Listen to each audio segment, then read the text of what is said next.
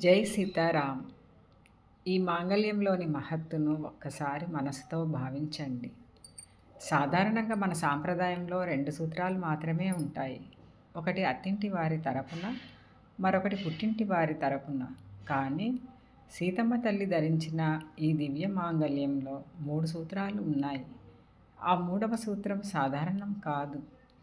అది లోకాల రక్షణ కోసం, భక్తుల క్షేమం కోసం, సర్వజగత్తు శాంతి కోసం ధరించిన పవిత్ర ముద్ర.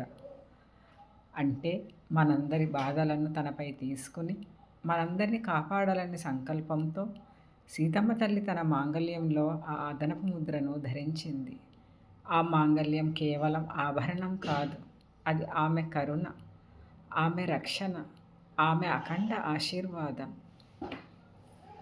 ఈరోజు మనం దర్శిస్తున్న ఆ మాంగళ్యం మన మీద సీతమ్మ అపారమైన ప్రేమకు సాక్ష్యం. సీతామాతకు జై, శ్రీరామచంద్ర ప్రభువుకు జై. జై సీతారామంజనేయ.